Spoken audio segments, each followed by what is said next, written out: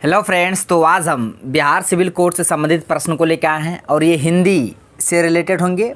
हिंदी में हम बुक और व्याकरण दोनों से संबंधित प्रश्न को लेकर आए हैं। बुक से भी संबंधित प्रश्न होंगे और व्याकरण से भी संबंधित प्रश्न होंगे और आपके एग्जाम के लिए बहुत ही ज़्यादा महत्वपूर्ण होंगे आज के सेशन। तो आप लोग वीडियो के अंत तक बने रहिएगा। तो चलिए शुरू करते हैं।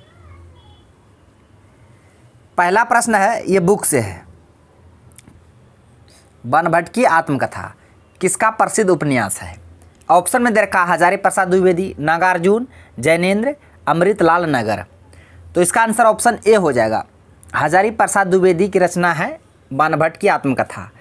इसके अलावा इसका एक बहुत ही महत्वपूर्ण रचना है अशोक के फूल।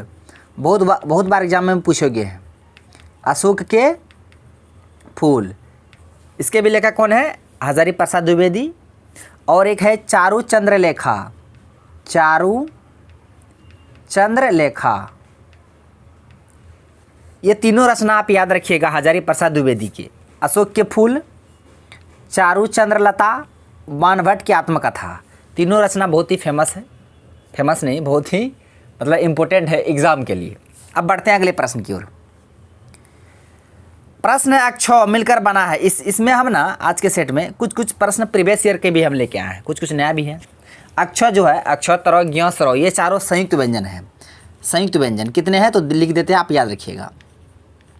संयुक्त व्यंजन, तो संयुक्त व्यंजन 4 है। चारों को लिख देते हैं, आप याद रखिएगा। अक्षय, तरह, ज्ञ, सरो। अक्षय किससे मिलकर बना है? अक्षय बना है क प्लस मूर्धन स पे मिलके। तरह ये तो हलंत प्लस र से मिलके बना है। ज्ञ ये जो हलंत प्लस य से मिलके बना है ज्ञ।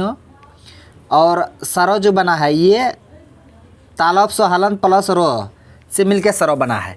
तो ये 4 संयुक्त व्यंजन है। संयुक्त व्यंजन कितने हैं? 4 हैं। अक्षय, तरह, ज्ञ, सरो। अब यहाँ से ये भी याद रखिएगा कि अक्षय किससे मिलके बना है? तो अक्षय को हलंत प्लस मूर्धन से मिलके बना है। तरह जो बना है तो हलंत प्लस रो से मिलके। ज्ञ बना है जो हलंत प्लस य से मिलके। सरो बना है सो, कौन सा सो? तालब सो हलंत प्लस रो से मिलके। तो चारों को याद रखिए। यहाँ पूछा गया था अक्षय किससे मिलके बना है, तो याद रखिएगा अक्षय इसका आंसर ऑप्शन ए हो जाएगा। को हलंत प्लस मूर्धन सो, इससे मिलके अक्षय बना है। इसको आपको ध्यान में रखना है। नेक्स्ट है, पद्मावत महाकाव्य कौन सी भाषा में लिखा है? ये बहुत ही महत्वपूर्ण प्रश्न है। पद्मावत महाकाव्य, पद्मावत, पहले इसका आपको लेखक बताना है कौन है। पद्मावत के लेखक है मलिक मोहम्मद जैसी। मलिक मोहम्मद जैसी। ये भी प्रश्न प्रीवियस ईयर में पूछा गया बिहार सिविल कोड के एग्जाम में। तो पद्मावत महाकाव्य के लेखक कौन है? मलिक मोहम्मद जैसी। और ये किस भाषा में लिखे गए थे ये आपको बताना है। ऑप्शन में दे रखा राजस्थानी, खड़ी बोली, अवधी, ब्रज। तो इसका आंसर ऑप्शन सी हो जाएगा। अवधी भाषा में लिखा गया है पद्मावत और इसके लेखक है मलिक मोहम्मद जैसी। नेक्स्ट है, इनमें से कौन सा नाम मिस्र बंधुओं से सम्मिलित नहीं है? मोस्ट वीवीआई प्रश्न है। मिस्र बंधुओं से सम्मिलित नहीं है। इनमें से कौन सा नाम मिस्र बंधुओं में सम्मिलित नहीं है? ऑप्शन में दिया सुखदेव बिहारी, गणेश बिहारी, श्याम बिहारी, कृष्ण बिहारी। आप यहाँ पे कंफ्यूज कीजिएगा, लगा तो सब में बिहारी है। अब कौन सा बिहारी मिस्र बंधुओं में से नहीं आता है? तो बता दे, मिस्र बंधुओं में से सुखदेव बिहारी, गणेश बिहारी, श्याम बिहारी, ये तीनों मिस्र बंधुओं में आते हैं। और कोई किसी का मतलब किसी भी चीज़ का अगर रचना करते हैं ना तो इन तीनों भाई मिल के करते थे। सुखदेव बिहारी, गणेश बिहारी, श्याम बिहारी। तो मिस्र बंधुओं में कौन कौन से सम्मिलित हैं? सुखदेव बिहारी है, गणेश बिहारी है, श्याम बिहारी है। कृष्ण बिहारी सम्मिलित नहीं है, इसलिए इसका आंसर ऑप्शन डी हो जाएगा। प्रश्न में बोला गया था कि मिस्र बंधुओं में सम्मिलित नहीं है, तो कृष्ण बिहारी मिस्र बंधुओं में सम्मिलित नहीं है। सम्मिलित कौन कौन है? तो सुखदेव, गणेश, श्याम, ये तीनों बिहारी मिस्र बंधुओं में सम्मिलित है, ये नहीं है। अब इन तीनों का नाम याद रखिएगा। प्रश्न चंदर और सुधा के प्रेम कहानी का उपन्यास, उस उपन्यास का नाम बताना जिसमें चंदर और सुधा की प्रेम कहानी से संबंधित है। ऑप्शन में शेखर एक जीवनी, गुनाहों का देवता, गोदान, त्यागपत्र, ये सब नहीं होगा। इसका आंसर ऑप्शन बी हो जाएगा, गुनाहों का देवता। और इसके लेखक है धर्मवीर भारती, बहुत ही फेमस है धर्मवीर भारती। इसके एक और फेमस रचना बता देते हैं, आप याद रखिए हर हालत में समझ रहे हैं ना। और उस रचना का नाम है सूरज का सातवां घोड़ा। सूरज का सातवां घोड़ा बहुत बार एग्जाम पूछा गया, बहुत बार एग्जाम में। तो सूरज का सातवां घोड़ा और गुनाहों का देवता दोनों बहुत ही फेमस रचना है। और इसके रचनाकार कौन है? धर्मवीर भारती। इस नाम को आपको ध्यान में रखना। अगर वीडियो अच्छा लग रहा तो लाइक भी कर दीजिएगा, साथ साथ शेयर भी कीजिएगा। प्रश्न है कि इनमें से कौन सी भाषा संविधान की 8वीं अनुसूची में शामिल नहीं है? 8वीं अनुसूची में कुल 22 भाषा हैं। 8वीं अनुसूची में कुल कितने भाषा हैं? 22 भाषा है। 22 भाषा में कौन शामिल नहीं है? तो याद रखिएगा 22 भाषा में एक भाषा राजस्थानी, ये शामिल नहीं है, और एक भोजपुरी, ये भी शामिल नहीं है। एग्जामिनर यही से प्रश्न पूछता है। देखिए मराठी है, मणिपुरी भी है, संथाली भी है, लेकिन भोजपुरी नहीं है, इसलिए इसका आंसर ऑप्शन डी हो गया, भोजपुरी ये भारतीय संविधान की 8वीं अनुसूची में नहीं है। भोजपुरी और राजस्थानी ये दोनों नहीं है, याद रखिएगा। मराठी, मणिपुरी, संथाली है, लेकिन भोजपुरी नहीं है, इसलिए इसका आंसर ऑप्शन डी हो गया। तो मूल संविधान में 14 ही भाषा थी और बाद में फिर 8 जोड़ा गया था।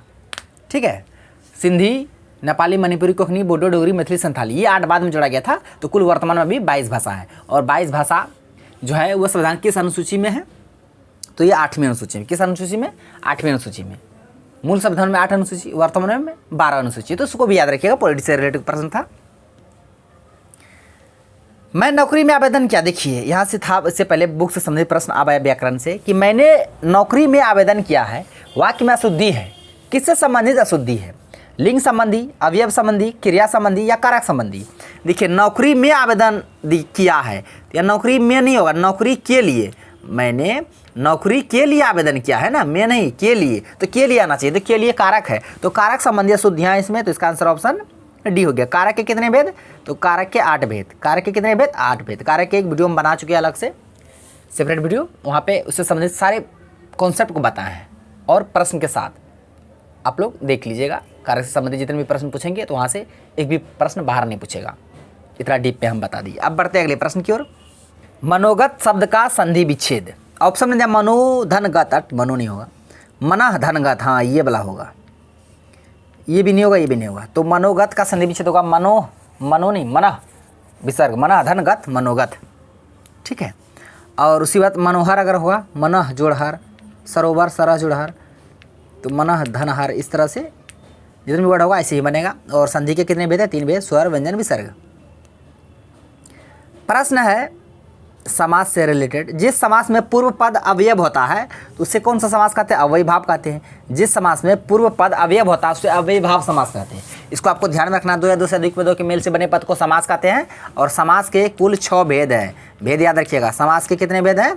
6 भेद हैं। 6 भेद का नाम याद रखिएगा, अव्ययीभाव, कर्मधारय, द्विगु, बहुब्रीहि, द्वंद्व और एक तत्पुरुष। ये 6 भेद है समास के, इसको आपको ध्यान में रखना है। प्रश्न ये आज का लास्ट है। निम्नलिखित में से बेमेल शब्द का चयन करना, जो सबसे अलग है, बेमेल है, उसी का चयन करना आपको। रक्षा, रखवाली, आरक्षण, सुरक्षा। देखिए रक्षा, रखवाली, सुरक्षा, ये तीनों तो एक जैसा है, ये तीनों आपस में पर्यायवाची है। ठीक है, लेकिन ये आरक्षण, संरक्षण, इसका आरक्षण, संरक्षण, ये सब आपस में पर्यायवाची, ये अलग हो जाएगा, तो आपको अलग ही चुनना था। तो इसका आंसर ऑप्शन सी हो गया। तो फ्रेंड्स आज का प्रश्न बस यहीं तक था। आई होप सारे प्रश्न को आप समझ भी गए होंगे। अगर वीडियो अच्छा लगा तो मेरा वीडियो को लाइक कीजिए तथा मेरा यूट्यूब चैनल कर दीजिए, सड्डा को सब्सक्राइब करिए और बेल आइकन को भी हिट करिए ताकि हर एक लेटेस्ट वीडियो का नोटिफिकेशन तुरंत आप तक पहुंच जाए। थैंक्स फॉर वॉचिंग वीडियो, धन्यवाद। अब मिलते हैं नेक्स्ट वीडियो में नेक्स्ट टॉपिक के साथ, तब तक के लिए जय हिंद।